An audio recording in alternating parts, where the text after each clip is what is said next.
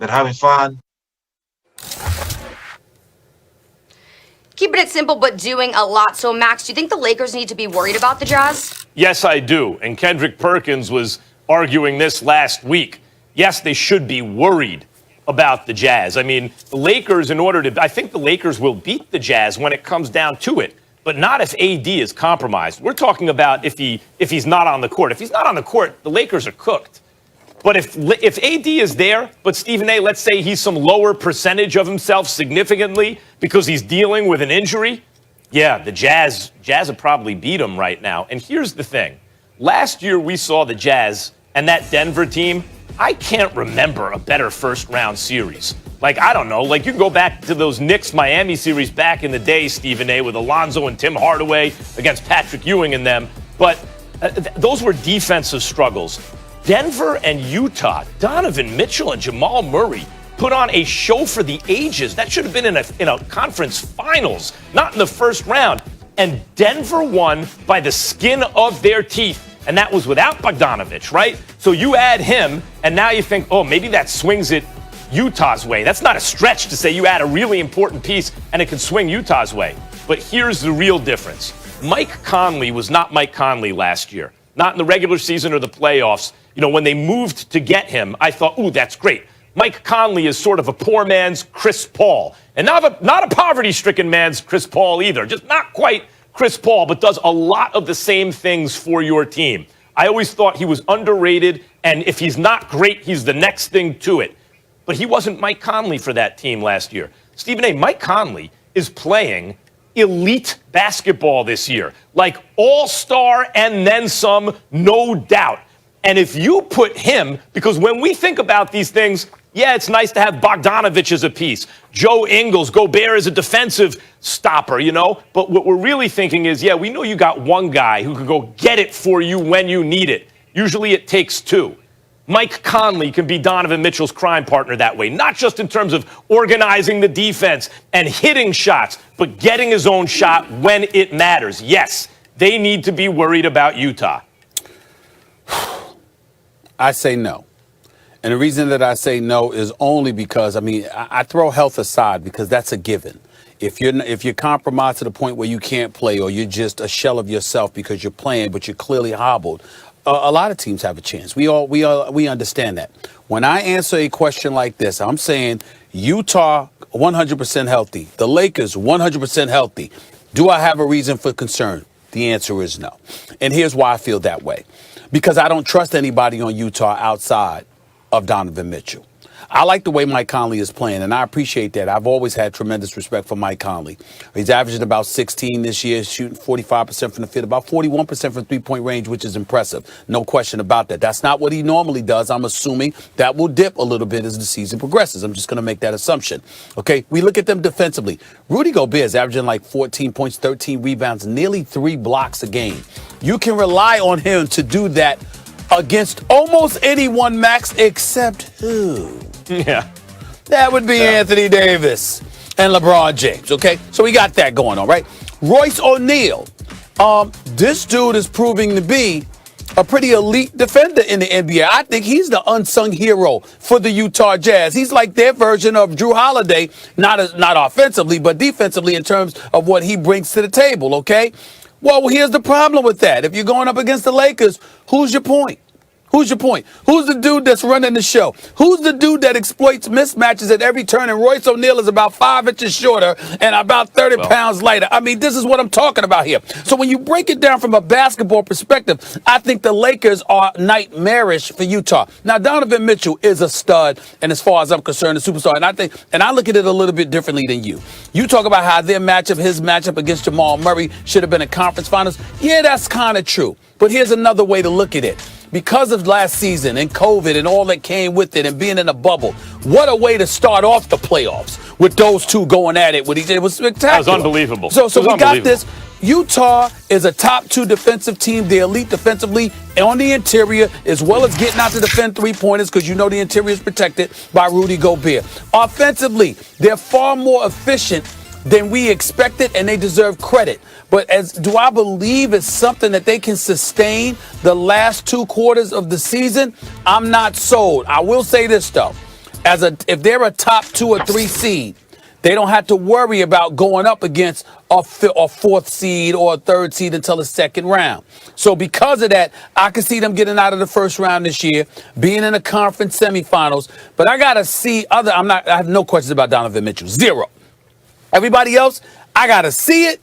Well, look, to believe it. If push came to shove and you called for both of our predictions, they're exceptionally well coached, by the way. They're exceptionally well coached. Right, that's what I'm getting to. If push came to shove and you asked for our predictions, I'm also going to take the Lakers if they're both fully healthy. And that's because of what you identified. They have LeBron James. So in those close games, you just trust that a guy who's so much better than anyone on the other team will get it done. But when you bring up, yeah, in the end, I'll take, but should they be worried about the Jazz? Do the Jazz pose a legitimate threat? They do, because of what you just mentioned. Exceptionally well-coached teams that move the ball well, that play unselfishly, and that also have superstars when they need it most. Donovan Mitchell is a star regularly. When you need him most, he's a superstar. And the gravity he creates, and even a guy like Bogdanovich creates, makes it easier for Conley, Stephen A. So when you say you don't know if Conley is sustainable at these rates because the advanced analytics say he's elite, like a top 5 player or something like that, right? He's something crazy this year. Maybe that'll regress a little bit to the mean, but the point is he can have the best season of his career this year because of the situation he's in. And sometimes a team that's exceptionally well coached, that has a superstar and other important parts, can pop their head up and knock off the champion, knock off the favored team. We've seen it with the Dallas Mavericks. We've seen it with the Detroit Pistons. And it could be that the Jazz are a version of that this season. We'll see. All right, guys. Well, the Jazz, as you know, best record in the league right now, winning 18 of their last 19. We'll see if that, according to a source telling our Adrian Wojnarowski. The big man missing 2 games earlier this week for the same issue with his right Achilles. And the Lakers, they did go on to fall 122 to 105 to the Nuggets. So, Stephen A., let's start with you here. What was your first reaction after hearing about AD's injury? My first reaction after hearing about Anthony Davis aggravating his right Achilles is that the Brooklyn Nets are going to win the NBA championship. That's the first reaction that I had, Max Kellerman. My reaction is that it's the Lakers, as far as I'm concerned, are the only team standing in the way of Kevin Durant, Kyrie Irving, and James Harden winning the chip. And I've dismissed the Eastern Conference, and I don't mean any disrespect. Philadelphia is vastly improved. Milwaukee is not a team to ignore. I get all of that. But the bottom line is I'm looking at James Harden right now. The brother's averaging 23, 11, and 8 on 48% shooting, 38% from three-point range. I don't need to get into Kevin Durant's number. It's at 29%. I'm worried about his hamstring strain or whatever. Keep an eye on that. But I'm as long as he's healthy, I'm looking at it along those lines.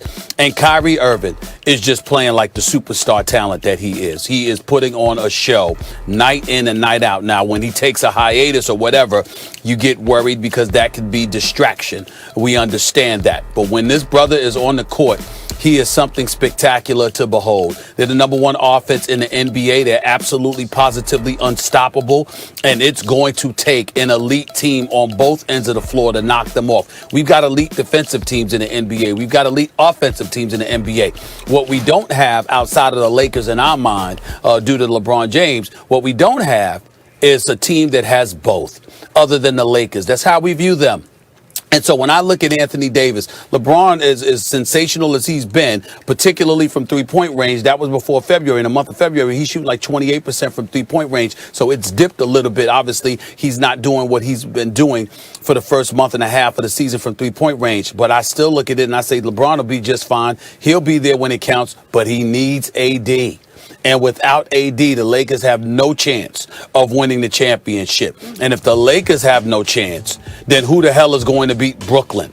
That answer is absolutely, positively no one. And so when I heard about Anthony Davis, and I saw that Achilles strain, and I don't think, Max, he should be playing for the next month. I think he should be out at least a month. Don't even play with it. Let him sit down. No all-star, no nothing. he doesn't need to be playing for at least another month. And these guys need to get away from wearing them damn low-top sneakers. Wear some high-top sneakers, for crying out loud. That might help you a little bit, too. Go old school. Stop doing this stuff. With Chuck Taylor? What do you want? Put up the boots. Wear boots, for crying out loud. Do something. But in the end, the first thought that came to my mind is the Brooklyn Nets are going to win the NBA championship if Anthony Davis can't go. That's not where my mind went. My mind went right to the Western Conference. First of all, let me just address your Nets point. The fact that Kyrie approaches James Harden and says, "You're the point guard, I'm off guard," is exactly right. It's self-serving in a way because Kyrie gets to shoot more. But the reason Harden's better than Kyrie really is because he has better judgment with the ball. His judgment's better than Kyrie. He's a more mature player. But in terms of just spectacular skills, Kyrie is even better than Harden. I mean, in terms of scoring the ball, I know Harden's an amazing scorer, but this is the best allocation of their resources. Harden's taller, so you think of him more as a two-guard and Kyrie's shorter. But in fact, Kyrie got that right. And so I think they're going to benefit from that kind of understanding of roles. I think what we saw from DeAndre Jordan last week was important because if he can be the defensive player in the paint, and they don't have to play 5 out, they can play 4 out with Joe Harris and the big 3. They don't need to play Jeff Green at the 5. If DeAndre Jordan can be that guy to secure those defensive boards, the Nets could get out of the East. But Stephen A., that's not necessarily the situation we have right now with the Nets. We're hoping that they can get there. Right now, they're giving up more points than is possible to get to a finals. Let me say why my mind goes to the Western Conference.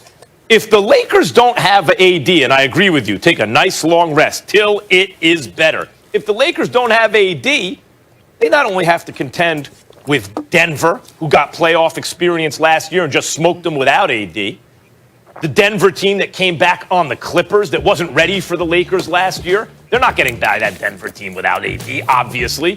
What about Utah right now? I'm going to get to them a little bit later in the show. The Clippers. You keep talking about Kawhi came to LA and he targeted LeBron. That's true. But last year, in fact, they didn't have quite enough. They needed a point guard to organize the offense. I felt they didn't wind up with it. They didn't get Rondo in the offseason, so I thought, no, I'm not worried about the Clippers. Paul George can't be a good enough Robin to Kawhi's Batman. But Stephen A., they did a couple of things.